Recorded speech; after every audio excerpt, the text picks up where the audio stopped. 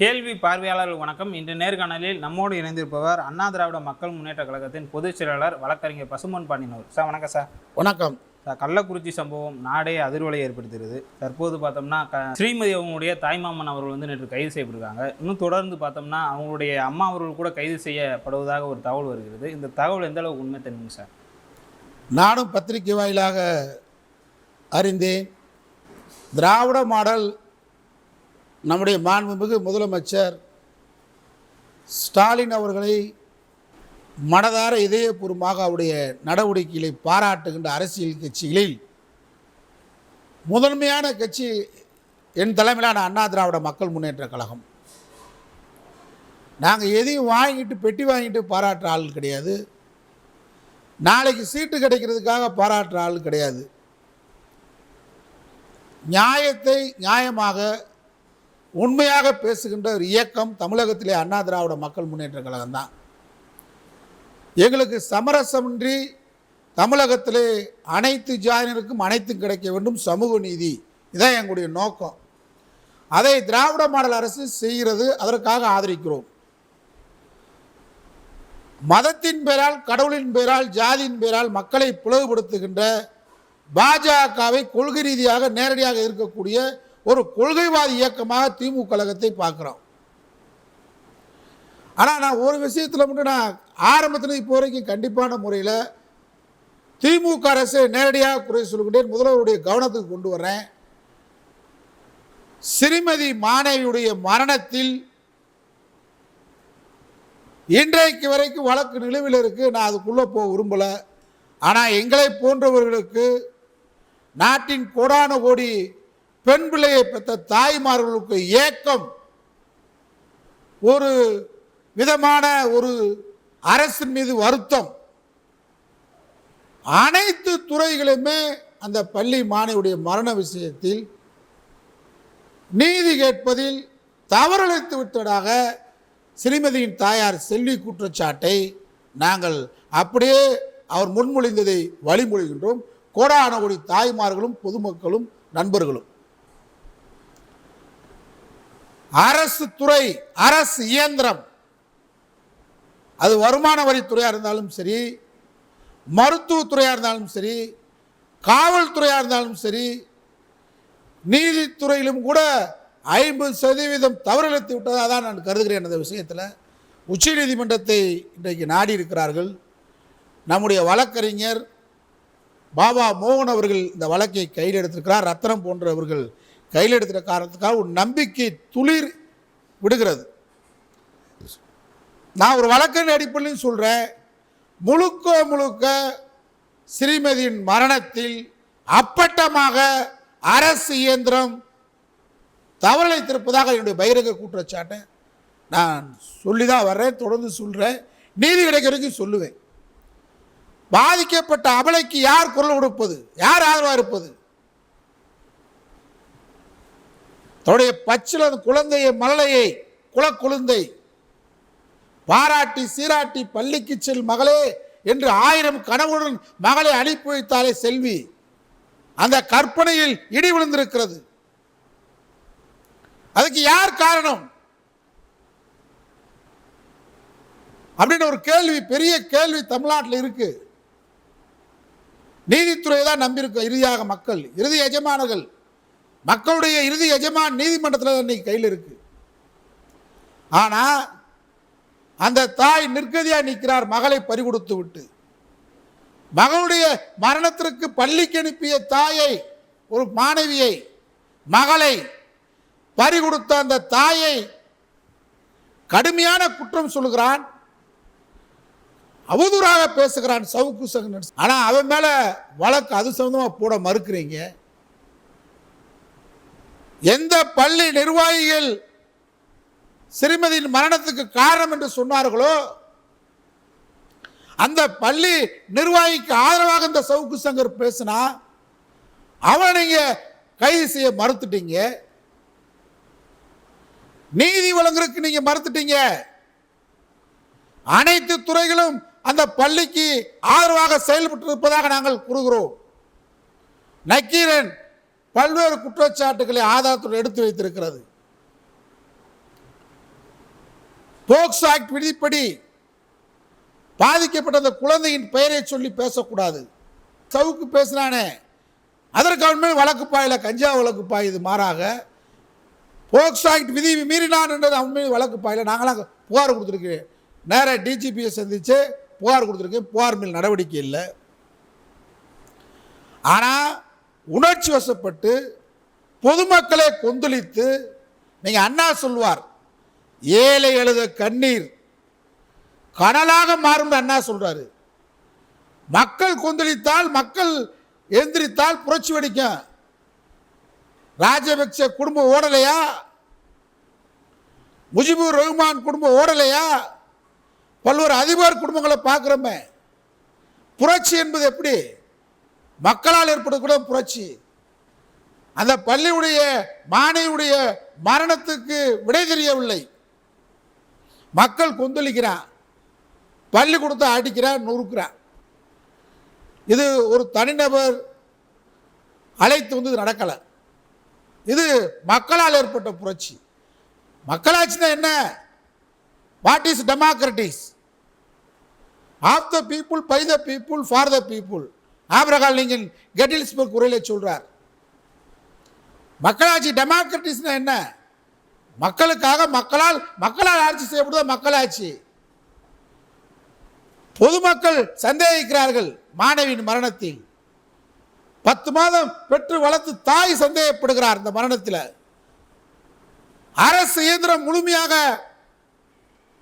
அந்த பள்ளி மாணவிக்கு எதிராக, அந்த தாய்க்கு எதிராக நிற்பதை பார்க்கின்றோம். அரசு இயந்திரம் அன்றாடம் காட்சி. இங்க வேலை பார்க்க முடியாம தான் சிறுமதியின் தந்தை வெளிநாட்டுக்கு வேலைக்கு சென்றார். பிள்ளைகளை விட்டுட்டு, மனைவி விட்டுட்டு, குறைந்த வயது, இளம் வயதில் வெளிநாட்டில் வேலைக்கு சென்று மகளை படிக்க வைத்து அரசாங்கத்திலே வேலை வாங்கி, நாம் வயதான காலத்திலே தாயின் தந்தையும் சிறுமதியின் வருமானத்திலே வாழலாம் என்று, உல்லாசமாக இருக்கலாம் என்று அந்த கற்பனை கோட்டையை இடித்த சதிகாரல் யார்? இதுவரைக்கும் அரசு சொல்லலை, விசாரணையில் வரல.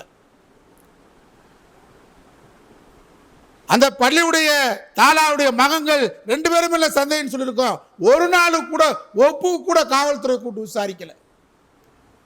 நான் பகிரங்கமாக குற்றம் சொல்றேன். இந்த விஷயத்தில் திராவிட மாடல் அரசு நடந்து கொண்ட விதம் எங்களே போன்றவர்களை ஏற்றுக்கொள்ள முடியாது. நீதி கிடைக்கும் வரை ஓய மாட்டோம்.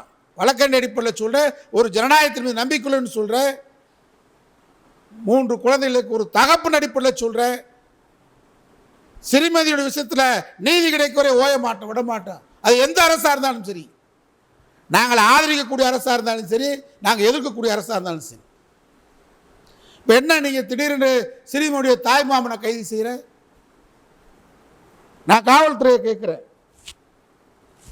பள்ளிக்கூடத்தில் கலவரம் நடக்குது, உணர்ச்சி வசப்பட்டு அடிக்கிறான், நொறுக்குவான், இது நடக்கும். ஆனால் அந்த காவல்துறை சிறுமியுடைய மரணத்தில் எப்படி நடந்துச்சுன்றது அக்கறை செலுத்துறதுக்கு உங்களுக்கு துப்பு இல்லை, உங்களுக்கு வக்கு இல்லை. அந்த பள்ளியுடைய தாலாவுடைய மயங்களை கூப்பிட்டு விசாரிக்கிறதுக்கு உங்களுக்கு வகை இல்லை. கலவரம் நடந்த வழக்கு இன்னைக்கு வரைக்கும் தேடி துருவி பிடிச்சிக்கிட்டு இருக்கீங்களே, உங்களுக்கு வெக்கமா இல்லையா? காவல்துறையை கேட்குறேன். தப்பித்தவிர நான் உளவுத்துறை மூலமாக இந்த பேட்டின் வாயிலாக தமிழக முதலமைச்சருக்கு நான் சொல்லிக்கொள்ள விரும்புவது, இந்த கலவர வழக்கில் நீங்கள் அவங்க தாயெல்லாம் கைது செய்யும் நோக்கத்தில் போனால் அரசுக்கு மிகப்பெரிய கெட்ட பேர் வரும். பவளவிழா கொண்டாடுகின்ற இந்த நேரத்தில் பெண் உரிமைக்கு குரல் கொடுத்த திராவிட இயக்கம், சொத்துக்கு சம உரிமை என்று சொல்லி பெண்களுக்கு கொடுத்த கலைஞர் ஆட்சி, பிள்ளைய பறி கொடுத்த தாய் நீதிக்காக காத்திருக்கிறார். அவரை மேலும் வெந்த புண்ணில் வேல் பாய்ச்சது போன்று நீங்கள் தேடி தேடி கண்டுபிடித்து இந்த காவல்துறை அந்த கலவர வழக்கிலே காட்டுகின்ற அக்கறையை அவருடைய மரணத்திலே, அந்த பள்ளியின் மாணவியின் மரணத்திலே காட்டாத மர்மம் என்ன? எந்த சக்தி உங்களை தடுக்குது? இந்த திராவிட மாடல் அரசு. சிறுமதியினுடைய வழக்கில் நியாயம் தேடுவதில் உங்களை எந்த உயர்ந்த சக்தி தடுக்கிறது? சிறுமியுடைய தாயை கொச்சைப்படுத்தி பேசுகிறான், சிறுமதியை கொச்சைப்படுத்தி பேசுகிறான், போக்சோ ஆக்ட் விதிக்கு எதிராக பேசுகிறான். அவன் மேலெல்லாம் நடவடிக்கை எடுக்காத அந்த அரசு தொடர்ந்து சிறுமியுடைய தாய் மாமனை தேடி தேடி கண்டுபிடித்து கைது செய்து கண்டனத்துக்குரியது, ஏற்றுக்கொள்ள முடியாது. அரசு இந்த விஷயத்தில் மிக மெத்தனமாக மட்டுமல்ல அநியாயமாக நடந்து கொள்வதாக நான் கருதுகின்றேன். இல்லை, எல்லா வழக்கையும் துரிதமாக தானே ஃபாலோ பண்ணுறாங்க. இதே அப்படி துரிதம் இல்லை. நீங்கள் ஆரம்பத்திலிருந்து நாங்கள் வரிசையாக சொன்னோம்னா அந்த பிள்ளை இறந்த உடனேயே தகவலே காலதாமதம் வந்ததுக்கு காரணம் என்ன? தாயாருடைய அனுமதி இல்லாமல் அந்த பிள்ளையை மருத்துவமனைக்கு அவளை அவசரமாக கூட்டு சென்றது யார்? முதலாக அந்த பிள்ளை மரணம் என்று சொன்ன மருத்துவ அதிகாரி சொன்ன ரிப்போர்ட் எங்க? நான் வழக்குக்குள்ள போகலன்னு சொல்லிட்டேன். நிறைய இருக்கு. அதனால்தான் ஒட்டுமொத்த அரசு ஒட்டுமொத்தமாக சிறுமியுடைய மரணத்திலே எதிராக செயல்பட்டிருக்கிறார்கள். நியாயம் கிடைக்கக்கூடாது என்று யாரிடம் கையூட்டு வாங்கி பெற்றுக்கொண்டால் எனக்கு தெரியவில்லை. யாருக்கு சாதகம் நடந்தால் எனக்கு தெரியவில்லை. நான் கேட்குறேன், என் ஆறுயிர் சகோதரர்கள், என் ரத்த உறவு அருந்ததியின மக்களை ஈரோடு கிழக்கு இடைத்தேர்தலின் போது வந்தேரிகள் சொன்னான், ஜாதி கலவரத்தை தூண்டுவது போன்று, அதுவும் தேர்தல் நடந்து கொண்டிருக்கிற நேரத்திலே அருந்ததி மக்களை வந்தேரின்னு சொன்னால் புகார் கொடுக்கப்பட்டிருக்கிறது. இதுவரை நிலுவையில் இருக்கிறது. ஆனால் ஸ்ரீமதியுடைய படித்த பள்ளி கலவரத்துக்கு இன்றைக்கு வரைக்கும் தேடி தேடி இருக்கீங்களே, சீமான உங்களை கைது பண்ணுறதுக்கு துப்பு இல்லையா? இல்லை சீமான் கேட்குற மாதிரி சீமானை தொடுறதுக்கு உங்களுக்கு தைரியம் இல்லையா? இல்லை, இந்த வழக்கில் சீமான எதுக்கு நான் என்ன கொண்டு வரேன்னு கேட்டால் எந்த வழக்கெல்லாம் பெண்டிங்கில் இருக்குது? எந்த வழக்கெல்லாம் பெண்டிங்கில் இருக்குது? நேற்றைக்கு பழனி பஞ்சாமிரதத்தில் தவறாக கலக்கப்பட்டிருக்குன்னு சொல்லி மோகன்றவரை 24 மணி நேரத்தில் கைது செய்த பாராட்டுறேன். ஆனால் கைது நடவடிக்கை முறையாளன்னு சொல்லிட்டு நீதிபதி விட்டுட்டார். ஏன் கோட்டை வர்றீங்க? திராவிட முன்னேற்ற கழக அரசில் நீதித்துறையில் காவல்துறையில் இந்த கோட்டை விடுவதற்கு என்ன காரணம்? அதே திருச்சியில் எஸ்பியை தரக்குறைவா வலைதளத்தில் பேசுகிறான், எஸ்பி மனைவியை பேசுகிறான். தொடர்ச்சியாக சண்டாளன் என்று ஜாதி பெயரை பயன்படுத்துகிறான், வழக்கு இருக்கு. இன்னைக்கு வரைக்கும் நீங்கள் கைது செய்யலை. இஸ்லாமியர்களை தரக்குறைவாக சாத்தான் பிள்ளைகள் என்று பேசினான், வழக்கு இருக்கு, கைது செய்யலை. சீமான் மேல தொடர்ச்சியாக தீண்டாமை ஒழிப்பு பிரிவு வழக்கு இருக்கு. விஜயலட்சுமி கொடுத்த வழக்கு பெண்டிங், வீரலட்சுமி கொடுத்த வழக்கு பெண்டிங். மத கலவரத்தை உருவாக்குகிறான், ஜாதி கலவரத்தை உருவாக்குறான், துவேசமா பேசுறான், சண்டாளன் பேசுறான், அருந்ததியை வந்தேறின்றான். இன்றைக்கு பாண்டியர் யார் தெரியுமா அப்படின்னு பசும்பொன்ல கலவரத்திற்கு ஜாதி கலவரத்தை உருவாக்குறதுக்கு சாதிய வன்மத்தோடு இன்றைக்கு பேசியிருக்கான். அப்போ அவன் என்ன சொல்றான்? திமுக அரசு நீ தொட்டு பாருன்றான். திமுக அரசு இத்தனை வழக்கு இருக்கிறவன தொட முடியலையா? அச்சமா என்று கேள்வி. அதுதான். நீங்கள் பள்ளிக்கூடத்தில் உணர்ச்சி வசப்பட்டு கொந்தளித்தவர்கள் பொதுமக்கள் அடித்து நொறுக்கியது உண்மை, அதில் மாற்றம் இல்லை. நான் இன்னும் சொல்லணும்னா அவங்க தாயே கூட ஒரு இழப்பு கிராமத்தில் இருந்தால் ஒருத்தர் கொலை பண்ணிடுவான், இழந்தவன் என்ன செய்வான்? இழந்துட்டான். இன்னைக்கு பள்ளிக்கூடத்துக்காரன் என்ன இழந்திருக்கான்? பெஞ்சு இழந்தான், வண்டி இழந்தான், பொருளாதாரத்தை இழந்தான், அனைத்தையும் மீட்டிட்டான். மீட்டிட்டு மீண்டும் பள்ளிக்கூடம் நடந்துருச்சு. ஆனால் தன்னுடைய கற்பனை எண்ணத்தோடு வளர்த்த மகளை பறிகொடுத்த அந்த தாய்க்கு சிறுமதி கிடைக்க முடியுமா? உயிரை கொடுக்க முடியுமா உங்களால? நான் பாதிக்கப்பட்டவர் என்று பேசுகிறேன், பாதிக்கப்பட்டவர்கள் குரலார் என்று பேசுகிறேன். நான் யார்கிட்டையும் கைவிட்டு போட்ட வேண்டிய அவசியம் இல்லை, வாங்க வேண்டிய அவசியம் இல்லை, யாருக்காகவும் நான் பரிந்து பேச வேண்டியதில்லை. பாதிக்கப்பட்டவர் நிற்கும் தான் பெரியாரின் சிந்தனை, அந்த அடிப்படையில் பேசுகிறேன். உனக்கு பொருளாதார இழப்பு பள்ளிக்கூடத்துக்காரனுக்கு 2 பஸ் எரிஞ்சிருக்கு, இன்சூரன்ஸ் போட்டிருப்ப, பள்ளிக்கூடத்துக்கு இன்சூரன்ஸ் போட்டிருப்ப. அந்த தாய்க்கு யாரு பிள்ளைய கொடுக்கறது? மேற்கொண்டு நீங்க குத்தி பார்க்குறீங்க. எதுக்கு அவங்க மாமாவை கைது செய்யறீங்க? பாதிக்கப்பட்டவன் அடிச்சிருப்பான், கிராமத்தில் ஒரு கொலை விழுந்துடும். எவன் கொலை செஞ்சானோ வீட்டை அடிப்பான், அது இயற்கை. இப்போ நீங்கள் திரும்ப பள்ளி கலவரம் பண்ணவனை தேடி தேடி நீங்கள் சீமான விட்டுறீங்க, சவுக்கு சங்கரை விட்டுறீங்க. ஏன் நேற்று சவுக்கு சங்கரை 2வது குண்டை நீங்கள் போட்டீங்க, அப்புறம் எதுக்கு அதை நீங்கள் திரும்ப வித்ட்ரா பண்ணுறீங்க? இவங்க திமுக விடிய கிழிக்கிறாங்க வலைதளத்தில். கலைஞரை தனிப்பட்ட முறையில் பேசுகிறான், நம்முடைய முதலமைச்சரை தனிப்பட்ட முறையில் பேசுகிறான்.